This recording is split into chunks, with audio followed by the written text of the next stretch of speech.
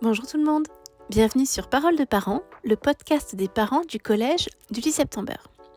Je m'appelle Kathleen et je vous propose aujourd'hui avec ce nouvel épisode de découvrir qui sont les parents engagés au collège de vos enfants. Et aujourd'hui pour ce nouveau rendez-vous, nous avons la chance d'échanger avec Magali. Bonjour Magali. Bonjour. Petite question avant qu'on commence, est-ce que tu as eu l'occasion d'écouter l'un de nos précédents podcasts? On a eu 3 invités pour l'instant, Justine, Juliette et Emna. Est-ce que tu as eu la curiosité pour Alors l'instant oui, de...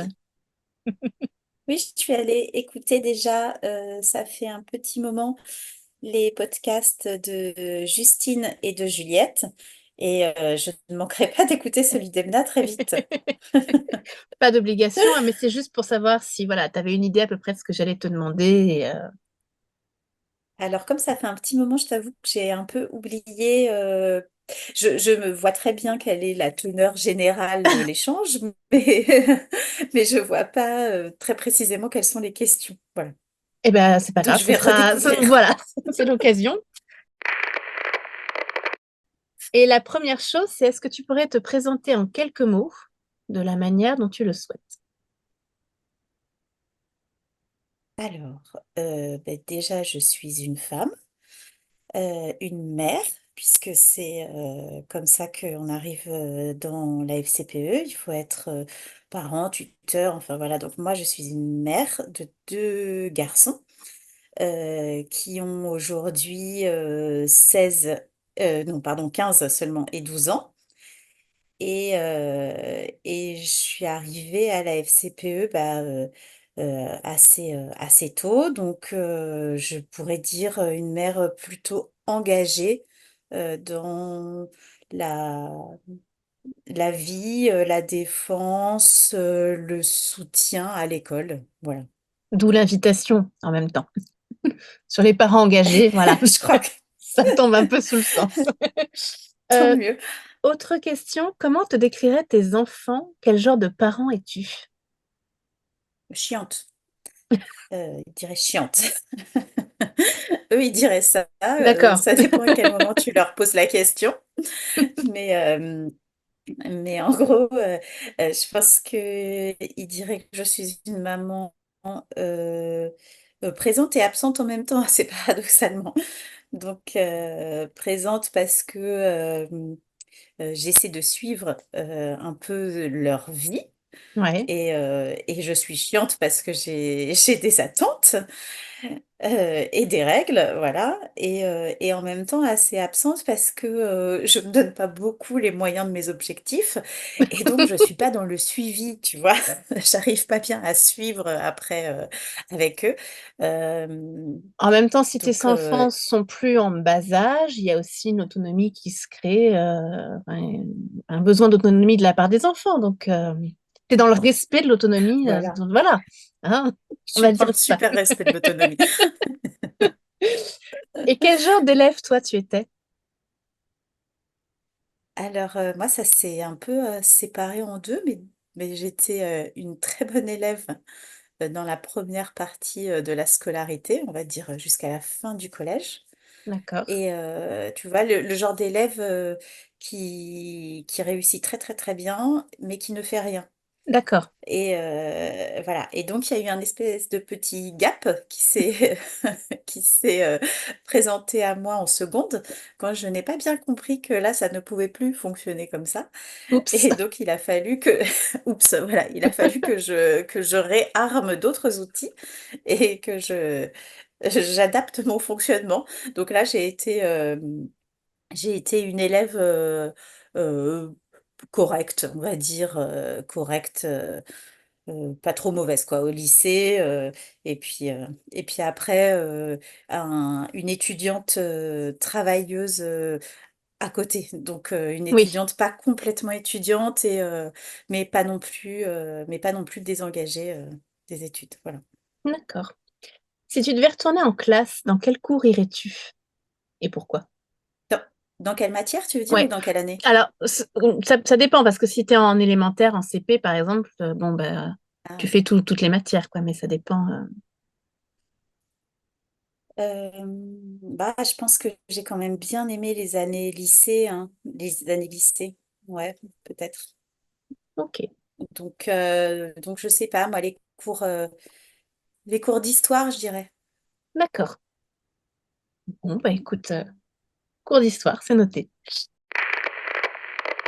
Maintenant, on va parler, si tu le veux bien, de ton parcours de parent engagé.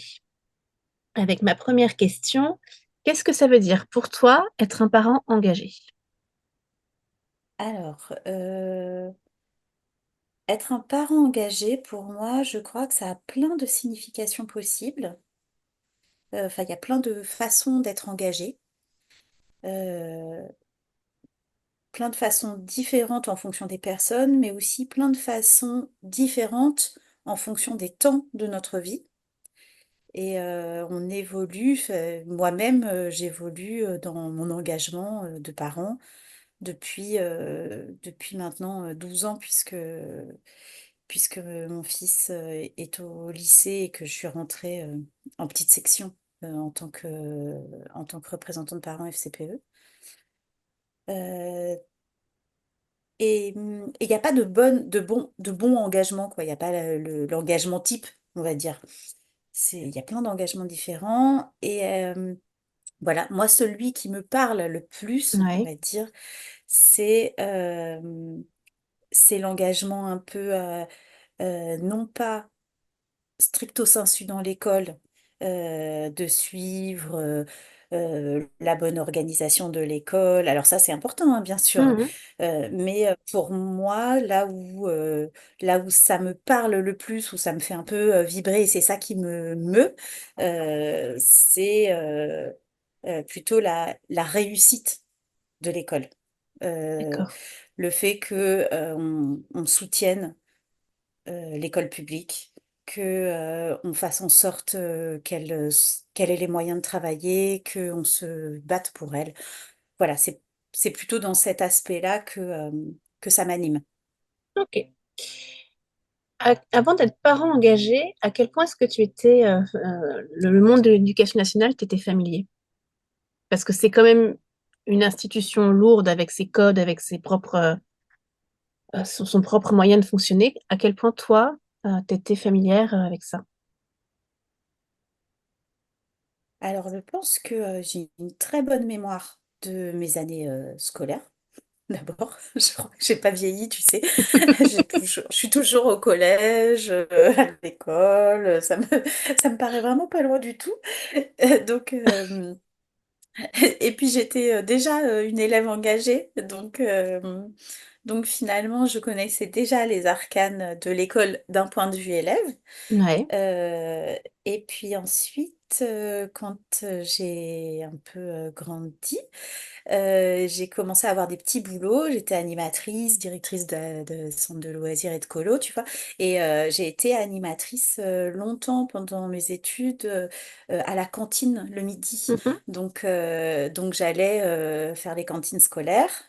Donc du coup, tu rencontres l'école d'une façon un peu différente parce que tu rencontres les profs, tu rencontres les directeurs d'école, mais tu rencontres aussi tous les agents d'office, les agents d'entretien, et donc tu rentres un peu là-dedans, le service des affaires scolaires qui Mhm. t'embauche pour les collectivités. Et ensuite, dans une première partie de vie professionnelle, j'ai fait de la formation et de la formation en collectivité territoriale sur l'animation. Donc, on était aussi en relation avec des services éducation et des services enfance. Donc, je connais les services municipaux aussi. D'accord. Voilà. D'accord. Donc, c'est comme ça que j'y suis arrivée un peu plus facilement à débrouiller les différents acteurs, si tu veux. Ok. Super. Quel est ton premier souvenir de parent engagé? Et autre question qui viendra après, ton meilleur souvenir. Ça se trouve, c'est le même, mais quels sont tes premiers et meilleurs souvenirs? Alors, mon premier souvenir, c'est donc en petite section de Montgrand. Je suis allée dans une réunion, la première réunion FCPE. chez une dame que je ne connaissais pas, qui m'avait l'air vachement dame. Et moi, j'arrivais toute petite à l'école. Et il parlait de plein de choses qui semblaient être hyper importantes. Et moi, je voyais pas très bien les implications que ça avait. Parce que bah, quand tu arrives, il y a quand même plein de sigles. Alors même si tu Mhm. commences à les maîtriser assez vite, parfois il faut raccrocher les wagons. Et t'as pas toujours quelqu'un qui te redit, alors voilà, on parle de ça, voilà quelle est l'implication, pourquoi on en parle, qu'est-ce qui s'est passé, etc. Donc c'est un peu à toi au début de faire le puzzle et tu te dis waouh, vraiment? Est-ce que c'est là que je veux être? Et puis très vite, en fait, tu apprends à connaître les gens qui ne sont plus juste une dame, mais qui sont des gens sympas. Et, euh, et donc, Pardon. ça fait que ça se passe mieux. Et puis aussi, finalement, enfin, l'équipe avec laquelle tu agis, elle se crée autour de toi très vite, puisque c'est les enfants, enfin, c'est les parents des enfants avec lesquels tes enfants sont à Oui, l'école. Donc, hop, ça s'agrège beaucoup plus facilement, et voilà, et du coup, ça devient sympa. Et mon meilleur souvenir de parents engagés, est-ce que j'ai le droit d'en donner deux? vas-y. Il faut que j'en dise qu'un seul. Non, deux. Moi, je suis preneuse Deux. d'anecdotes et d'infos.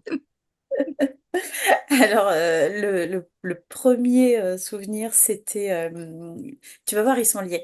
Le premier souvenir, c'était parce qu'on a fait une occupation de nuit dans l'école maternelle de nos enfants. Et on avait fait une occupation donc avec le soir un dîner avec les parents, les enfants au milieu de la cour. Et puis on avait dormi sur des matelas gonflables. Et puis le matin, je me suis fait réveiller par Mario qui était le gardien de l'école. Et ça fait bizarre quand tu te retrouves avec Mario qui te voit au réveil sur ton matelas pneumatique. Au milieu du pré de l'école, il y a un petit temps de solitude qui s'installe et puis comme il était, enfin je sais pas s'il est toujours le gardien de l'école, mais c'était vraiment sympa. Il est adorable si tu veux, on s'entendait vraiment bien, mais là ça m'a fait un peu bizarre quand même et je pense qu'à lui aussi ça lui a fait bizarre. Voilà, parce qu'il savait qu'on était là, mais là bon bah je sais pas, ma tête au réveil, la chemise de nuit, un truc, ça, il a dû se dire waouh, trop trop. Et puis, Oh. ça, c'était le dernier bon souvenir, mais qu'est-ce qu'on a vraiment bien rigolé sur cette nuit, et voilà. Et, euh, et puis, les enfants, quoi, la nuit dans l'école, Ouais, c'est c'est assez. magique. Pour eux aussi, je pense que ça a été le petit déjeuner sur les tables de la cantine, c'est pas toujours, c'est pas toujours un truc Auquel ils auraient pensé facile avant, à ouais. imaginer. Et puis le deuxième très bon souvenir, ça a été dans cette vague de mobilisation, euh, on s'est euh, on s'est réunis avec d'autres écoles et on a créé à ces différentes écoles d'accueil un collectif qui s'appelle le CAP, le collectif Arcueillet des parents d'élèves, enfin qui s'est par la suite appelé le CAP, parce qu'au départ on était juste ensemble. C'est ça. Et voilà. Et donc, Kathleen, tu étais là. Oui. Et il y avait aussi Juliette qui a fait le podcast, mais il y avait aussi Magali qui était sur une autre école. Et ça a lancé une dynamique géniale, je trouve, Oui. de parents sur la ville et de connaissances, de compréhension, d'entraide. Enfin, voilà. Cette dynamique-là a été vraiment super. Ce qui est rigolo, c'est que j'allais te demander quel était ton parcours. Donc, on en a un peu parlé, notamment de nous parler du Cap. Donc, c'est rigolo que tu nous en parles de toi-même. Oui, le Cap, ça fait quelques années maintenant. Bah ouais, C'est je pas tout pense que jeune, c'était 2016 peut-être, ou il me semble, hein. 2017, je sais pas, quelque chose comme ça. Il me Et semble. cette Hmm. mobilisation, justement, on a fait une manifestation et donc on s'est réunis comme ça. Ça ne nous rajeunit pas, mais oui, je Non, mais crois que c'est vraiment super. Et oui. effectivement, pardon, vas-y. J'allais dire qu'il continue aujourd'hui encore à exister et où tous les parents engagés dans les écoles, que ce soit maternelles, élémentaires ou même le collège, se réunissent encore. Là, cette année, ça va bientôt commencer. Les parents se réunissent notamment à la Maison des Solidarités. Donc, c'est quelque chose qui existe Oui, encore. oui, oui, ça existe et ce qui est intéressant, je trouve, dans ce collectif, c'est que il permet quand même de réunir les parents de toutes les écoles, quelle que soit leur association, leur affiliation, au sein d'un espace de parole et d'échange qui permet ben, l'entraide, mais surtout l'information des autres et de partir en rang serré et organisé face à nos interlocuteurs. Alors pas, je dis pas contre, mais face Hmm. parce qu'on va présenter les situations des différentes écoles de la ville en commun. Alors que ce soit au service de la ville, hein, mais aussi au service de l'éducation nationale. Et on avait fait ça, et c'est un des atouts, je pense, c'est que ça permet de montrer à nos interlocuteurs, d'une part, que nous sommes organisés, et c'est très important Mhm. pour nous parce que c'est pas aussi habituel que ça. Et ils n'ont pas l'habitude d'avoir des parents organisés en phase 2. Donc tout de suite, ça impose une présence et une force. Et surtout, ça évite qu'ils jouent, et c'est pour ça qu'on l'avait créé au départ, qu'ils jouent sur une opposition Mhm. À qu'ils monter les uns créeraient contre entre les les autres. différentes écoles. Voilà, c'est ça, de prendre un poste à l'école Kergomar pour le mettre à Louise Michel et de prendre un poste à Césaire pour aller le mettre à Ferry. Non, ça ne marche pas parce qu'en fait, on est tous ensemble et qu'on demande la création d'un poste. Voilà. Et donc, c'est mieux informé, on est mieux outillé, tout simplement. C'est ça. En tant que parent engagé, être parent engagé, ça nécessite d'avoir une palette de connaissances et d'outils à son actif. Quels sont pour toi tes points forts? Là où vraiment tu as quelque chose à apporter un peu plus que les copains. Ça peut être de la Alors, disponibilité, je ne ça peut être, sais être pas. capable de rédiger des Mhm. courriers, ça peut être capable Oui, bon oui, dans oui, la bien sûr. communication. Voilà, donc à toi de me dire. Ou alors est-ce que tu excelles dans Alors, tout et que du coup c'est très compliqué pour toi de répondre? alors oui, voilà, c'est parce que j'excelle dans tout. C'est ça. Donc, non, je pense que j'ai une bonne capacité à la rédaction. Donc, en général, c'est moi qui me rédige les différents courriers, que ce soit aux instances administratives comme la ville, mais aussi à l'éducation nationale. Donc, c'est souvent moi qui l'ai fait. Il n'y a pas que moi du tout, hein, mais c'est souvent moi qui l'ai fait. Et en général, il y en a un qui fait et les autres qui reprennent derrière. C'est le premier jet qui est un peu difficile à sortir. Et puis après, tout le monde peut mettre son grain de sel et ça fait un truc bien à la fin. Et puis, je pense que j'ai une vision un peu élargie des situations de problématiques dans les écoles. Donc, c'est un peu ce que je disais au tout début, c'est-à-dire que moi, mon plaisir, il n'est pas juste dans le dysfonctionnement de notre petite école, mais il est bien sur une organisation plus générique. Et donc voilà, j'amène ça. Et les deux sont importants parce qu'on ne peut pas se détacher du quotidien, parce que c'est pour ça qu'on est là, c'est pour représenter les familles au quotidien. Et en même temps, si on ne voit pas les implications que ça a Être au-dessus, capable on de ne peut dézoomer pas un peu. voilà, on ne peut pas non plus demander ou proposer des solutions qui seraient acceptables par tous les partis. Donc, par toutes les parties, voilà. Donc, c'est un peu, Ce sont je dirais que c'est ça. tes super pouvoirs. Super pouvoir. J'ai une cape, ou un cap. Ben, ça Ouais, c'est reste dans le ça. thème. Euh, Est-ce qu'être engagé, c'est compliqué, chronophage, l'un ou l'autre, ou les deux? Parce que souvent, quand on va Alors, vers les nouveaux parents, Ça peut être quelque chose qui revient, c'est-à-dire que j'ai pas le temps ou c'est trop compliqué, je sais pas faire. Est-ce que toi, qu'est-ce que tu en penses de tout ça? Alors moi, je pense que c'est ni compliqué, ni chronophage, tout simplement parce que, ou que ça peut être très compliqué et très chronophage, mais ça dépend du curseur qu'on se met soi. Euh, si on y va avec juste son envie, eh ben, on va faire seulement ce dont on a envie. Et en plus de ça, toutes les compétences, c'est pour ça tout à l'heure, ta question, elle m'a un petit peu laissé quoi, parce que je ne sais pas quelles sont les compétences réelles de chacun, mais en fait, euh, finalement, toutes les compétences, elles sont bonnes à prendre. C'est-à-dire que si un des parents, sa compétence, c'est qu'il connaît énormément d'autres parents, mais quelle richesse! Ça veut dire qu'on va pouvoir aller discuter avec plein de gens, porter la parole de beaucoup, récupérer des informations. euh, et si cette personne ne sait pas rédiger un courrier, ben on s'en fiche parce qu'il y en a un autre dans l'équipe qui sait le faire et qui sera pas bon du tout, par contre, dans la communication orale parce que il rentre très tard le soir et que donc il voit pas les autres gens dans le quartier. Voilà.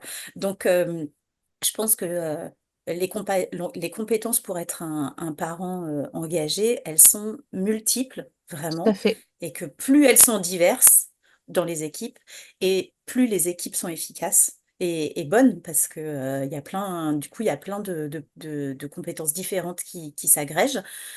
Et puis,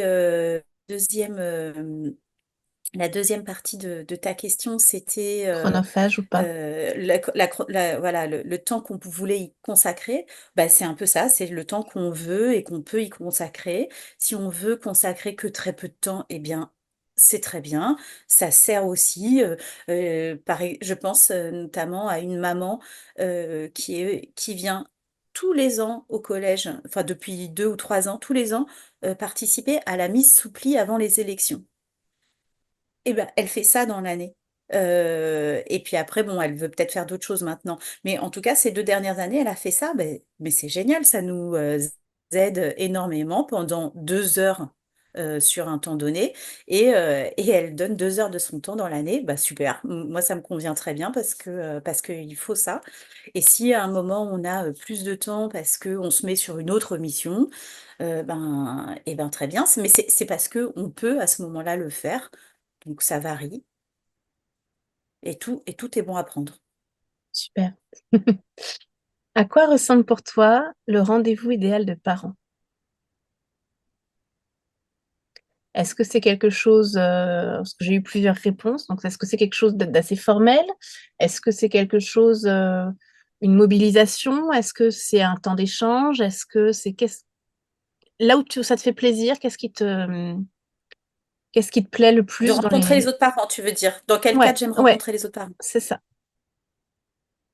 Alors moi, là où ça me plaît le plus, c'est les moments informels. C'est genre les cafés des parents, on en faisait beaucoup à l'école. Enfin, après, avec le Covid, ça avait été compliqué, Mhm. évidemment, de les maintenir. On a essayé de les relancer. Et bon, c'est pas venu aussi facilement que ça, mais voilà, moi j'aime bien être autour d'une tasse, d'un gâteau, d'un verre de jus, n'importe, et de papoter avec les papas, les mamans, de pas être d'accord, ou d'être d'accord, ou juste prendre en note, de rigoler. Voilà, ça me plaît, ça me fait plaisir. Après, il y a aussi d'autres temps que je trouve très intéressants, hein. Les conseils d'administration au collège, je trouve ça très intéressant. C'est pas du tout le même plaisir. Pas Bah, le même ils plaisir. ressemblent pas tout à fait l'un à l'autre, mais effectivement. Ok. Eh ben, écoute, on te verra sûrement peut-être alors pour le prochain café des parents au collège. C'est C'est quand? une... Alors, on attend le retour de la principale. Ça devrait être le 14 novembre. Donc, je ne sais pas exactement à quelle date va sortir ce podcast. Donc, peut-être que la date sera déjà passée. Mais ça va... il devrait y en avoir un sur la prochaine période. La prochaine partie que je te propose, hein, c'est une partie que j'avais commencé avec Juliette. Je vais tirer un petit papier et ça va être, est-ce que, donc je te lis ce qu'il y a dessus. Est-ce que c'est une mission pour les parents élus du collège? Est-ce que c'est l'espace parent? Est-ce que c'est le collège? Est-ce que c'est un autre partenaire auquel j'aurais pas pensé? Qui peut organiser ce genre de truc? Ça te va? Ok, ok, Ok. ça me va. Proposer Ok. une rencontre sur le cyberharcèlement. Qui pourrait être en Alors ça, mesure de... ouais, ça me paraît être assez fléché vers l'espace parent pour le coup, parce que c'est en relation directe avec les programmes du collège et que ce sera traité par le collège de toute façon dans le cadre des programmes de prévention qu'ils font avec leurs élèves. Donc, en fonction des âges, hein, ils ont dans les classes, en sixième, je sais plus, peut-être est-ce que c'est sur, pas le cyberharcèlement, mais sur le harcèlement tout court, et puis en quatrième, c'est peut-être sur le cyberharcèlement, et puis en troisième, c'est peut-être encore sur autre chose. Enfin voilà, ils ont des façons d'aborder un tout petit peu différentes en fonction de l'âge des élèves, mais ils travaillent sur ces notions de harcèlement, de violence, d'égalité, de toute façon. Et donc, si on veut faire le pont entre ce qui est dit au collège dans le cadre des programmes à nos enfants et nous, qu'est-ce qu'on en perçoit en tant que parents, comment aborder la question avec nos propres enfants, comment savoir si on est confronté à ce type de choses-là, ça me paraît être vraiment bien pour l'espace parent, là, pour le coup. Pour information, il y avait déjà eu ce type de réunion organisée il y a quelques années conjointement avec le collège. C'était une proposition du collège et auquel l'espace parent avait répondu favorablement. Il y avait une soirée d'organiser. Donc, effectivement, tout est possible. Euh, c'est à peu près la même question. Ah, accueillir les parents lors d'un café des parents. Alors ça peut être soit l'espace parent qui fait ça, et je crois que l'espace parent a prévu de le faire de toute façon. Ça pourrait être aussi les associations de parents, de représentants de parents, donc qui sont présents dans les établissements. On le fait à l'école, on peut tout à fait imaginer le faire au collège. Un peu plus compliqué au collège parce que les gens se déplacent moins forcément pour aller chercher Ouais. leurs enfants à la sortie de quatrième ou de troisième, mais ou alors ils se feraient accueillir un petit peu bizarrement souvent. Euh, par un regard défiant et puis, et puis Je ne te connais un pas, qui oubli de es-tu? la personne voilà, qui est à côté. Non, je suis désolée, on ne se connaît pas. Euh, mais oui, espace parent, ça me paraît effectivement pas mal. Est-ce que tu veux en faire un dernier? Un petit papier? Mais espérons Oui. que ce soit pas une réponse, une question trop identique. Ah, servir de médiateur auprès de la communauté éducative. Alors ça semble être un peu le rôle des représentants de parents. Donc, typiquement, le rôle des élus de parents d'élèves. Nous, on est dans le cadre de la FCPE, donc c'est tout à fait le rôle des délégués FCPE. Ça peut être à plusieurs niveaux, parce qu'au collège, c'est assez hiérarchisé, enfin, tout est un peu nivelé. Donc, il y a d'abord au sein de la classe, un problème au sein de la classe, un élève qui aurait des difficultés ou des parents qui auraient des difficultés avec un professeur ou des professeurs de la classe. Là, typiquement, c'est du rôle des délégués de la classe qui sont représentants lors des conseils de classe notamment, et Mhm. qui peuvent avoir ce lien entre la famille et l'équipe éducative, l'équipe enseignante de la classe. Si c'est plus large que la classe ou si le délégué ne se sent pas de faire ce travail-là, parce que c'est effectivement un peu délicat parfois, euh, ça peut être tout à fait les membres du conseil d'administration de la FCPE qui ont été élus au sein du collège et qui peuvent remplir cette mission, accompagner la famille, aller voir l'équipe éducative, mais aussi, pourquoi pas, aller voir la direction du collège ou la vie scolaire. Tout dépend avec qui se pose l'incompréhension, le conflit, la discussion. Mais oui, on est là vraiment pour accompagner les familles là-dedans. Super. Parce qu'on arrive vers la fin du podcast, donc je propose qu'on se tourne vers l'avenir. Quelles actions voudrais-tu voir mises en place au collège? Quelles actions? Mhm. Alors, on en a En discuté tant que avec représentante Emna, parent, hein. oui, ou en tant que maman, et voilà. Ça peut être des choses qui sont déjà faites et que tu as envie que ça continue. Je trouve ça chouette, il faut que ça continue, ou alors des choses complètement nouvelles, réalisables rapidement ou pas. Toi de nous dire. Alors, ok. Alors, effectivement, il y a deux choses que j'aimerais bien voir se mettre en place au sein du collège. La première, ça fait suite à ce qu'on a déjà mis en place. On a mis en place depuis 4 ans, ce sera la 5e année là, un forum des métiers pour les élèves de troisième qui vont préparer leur orientation lycée, qui est ouvert depuis l'année dernière aux élèves de quatrième également, ce qui est très intéressant. Donc ça existe et ça va se perdurer, enfin ça va perdurer, ça va se poursuivre. Mais ce que j'aimerais qu'on arrive à faire depuis plusieurs années, et je n'y arrive pas, nous n'y arriverons pas, c'est de créer une bourse au stage. Qui soit un peu corrélée avec cette journée des métiers. En gros, un espèce euh, de catalogue de stages qui serait proposé aux élèves parce que faire un stage en entreprise pour les troisièmes, c'est super intéressant. Mais Mhm. ça met en lumière une des inégalités les plus fortes qui existent, c'est-à-dire de quel milieu on vient. Et si les parents ont un réseau professionnel qui leur permet d'aller taper la porte d'un collègue, d'un ami, d'un ancien collègue pour lui demander si il accepterait de prendre en stage son enfant, et ben, c'est pas du tout la même chose que quand on n'a pas du tout de réseau professionnel ou un réseau professionnel très restreint, si on ne travaille pas, par exemple, et où on n'a personne et c'est l'enfant qui va se débrouiller tout seul pour aller chercher son stage, mais surtout pour avoir l'idée du stage. C'est pas facile d'avoir une idée de Oui. stage quand on n'a pas beaucoup de métiers différents autour de soi.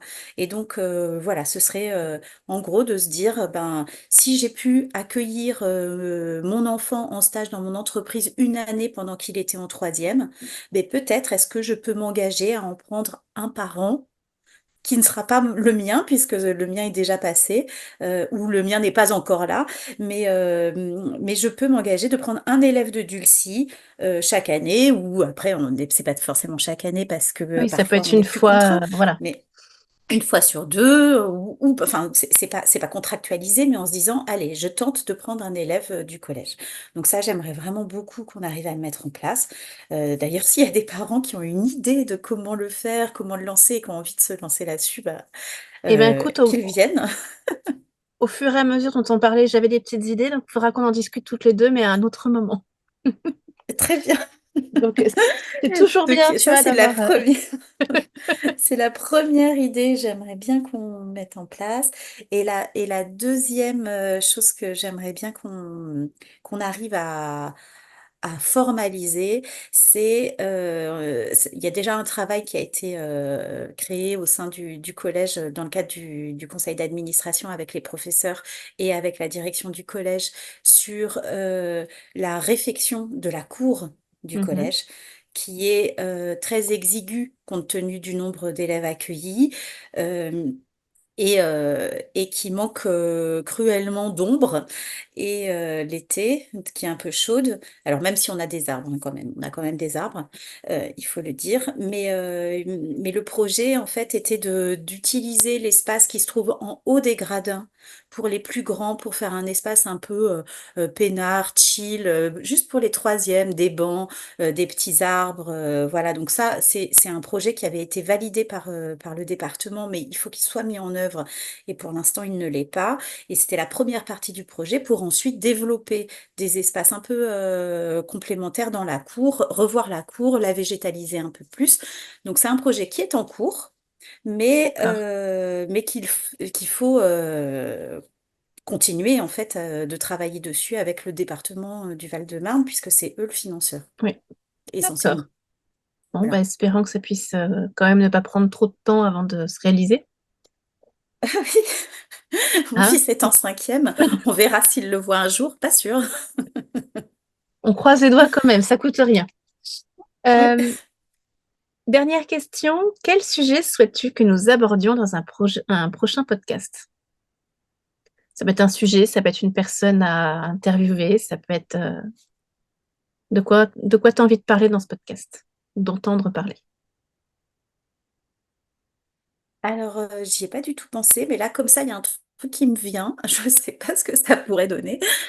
Euh, il n'y a pas longtemps, on a ensemble, d'ailleurs, Kathleen, on a accompagné deux familles sur une rencontre avec des professeurs. Mhm, Pourquoi? Parce que c'était deux familles ukrainiennes qui ne parlent pas du tout français et on a trouvé au sein des parents d'élèves une maman qui était capable d'être l'interprète.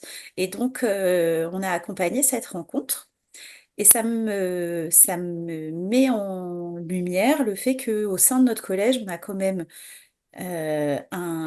une incroyable richesse. C'est toutes ces origines différentes de nos enfants et d'essayer, pas de lister absolument toutes les origines du collège, mais d'essayer de voir d'où viennent toutes ces familles de première, deuxième, troisième génération, peu importe. Quelles sont les origines de toutes ces familles, leur culture, la différence avec ce qu'ils ont vécu eux, si les parents eux-mêmes viennent de l'étranger, voir si les enfants eux-mêmes viennent de l'étranger, ou les grands-parents peut-être. Mais voilà, on a plein de pays différents de représentants mhm. d'origines différentes dans le collège. Euh, ouais, je pense que ce serait sympa de voir Faudrait qui est trouver là un moyen de, et d'où ils viennent. Ouais, spontanément, ouais, j'ai pas encore pas trouvé, mais évident. laisse-moi quelques temps et puis on devrait finir par y arriver. Bon, après, il faut que les parents ou les participants acceptent de participer justement parce que Ouais. je fais une petite parenthèse, mais sur les autres podcasts, on nous a dit ce serait chouette d'avoir les CPE qui interviennent, les profs, et je suis tout à fait d'accord. Des invitations ont été envoyées et puis ben, j'attends les retours maintenant. Donc c'est pas une volonté de ma part de pas le faire, j'attends juste les retours. Donc voilà, Ah oui. si vous avez des idées ou des personnes qui veulent participer, eh ben, n'hésitez pas à nous envoyer un mail, espace parents avec un S, ds comme Julie September, @gmail.com. Voilà, fin de petite parenthèse. Bon, en tout cas, merci Magali. L'appel est lancé. Oui, c'est ça. Merci à toi, Kathleen. Merci beaucoup. J'espère que cet épisode de Parole de parents vous a plu. N'hésitez pas à partager le podcast auprès des autres parents, à visiter notre Padlet et à nous dire quel sujet vous souhaitez que nous abordions. À très vite!